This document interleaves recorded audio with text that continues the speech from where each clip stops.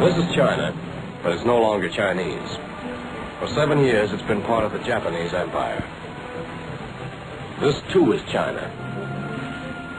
This is pre-China, where the fight against the Japs continues. Into this primitive country, Americans came to fight with the most modern of weapons, air power. This is where General Chennault and the Flying Tigers of the 14th Air Force have forged one of the most amazing links in the chain of American air power that now stretches around the world and is strangling the Japanese Empire.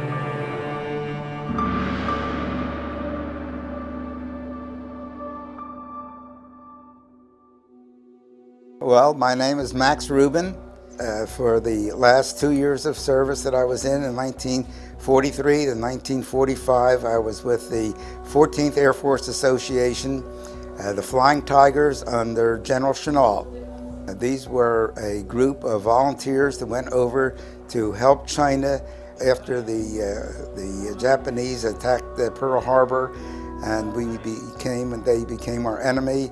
The Flying Tigers integrated into the 14th Air Force.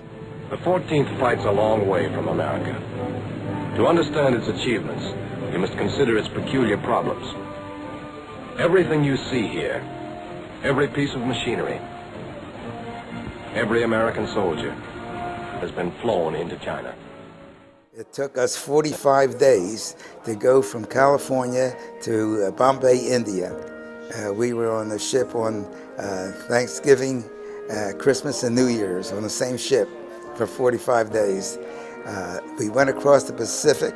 The heat was so sweltering. We crossed the equator 3 times, and I had a pair of new leather shoes, and the leather rotted on the shoes. They were actually peeling off because of the heat. But we made it. At Chabot, things begin to pick up. The airport and its satellite fields is the great hub of activity in Upper Assam. Here, freight is unloaded, inspected, classified, and stored. But all China has to fight on these supplies. Only a fraction goes to the Flying Tigers. Over in China, we were sort of isolated out there and never got the latest equipment. My job as a radio repairman, I had to go out and get salvage radio parts in order to repair the radios.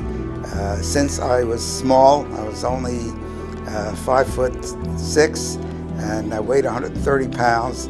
I was the only one that was small enough to get inside of a fighter in order to retrieve the damaged equipment and take it out and use that for repairing. There was a radio announcer, Japanese radio announcer, who was called Tokyo Rose. And Tokyo Rose used to announce every day after the bombing raid that Kuelin, which was the air base we were at, that Kuelin was annihilated last night. However, since our air bases were made out of just rock and stone, the Chinese workers would be standing along the runway, all the runways, and they would be chopping up big stones into little stones. They would fill up their little baskets, and they would have hundreds of them going up and down, filling up the holes after the Japanese bombed the airport.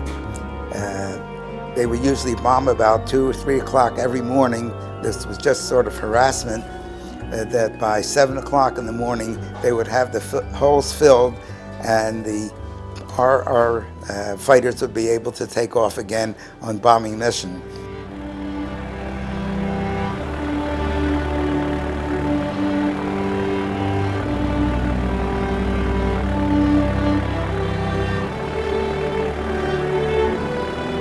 As a young, poor man coming from a poor family, this was an experience where it was interesting being with the Chinese people. And I met my wife while I was in the service in 1946. We've been married for 64 years, and I've enjoyed every minute of it. The only advice I could give them is that we're going out there, you're fighting for your country, you're fighting for freedom, and just to do the best you can and stay safe.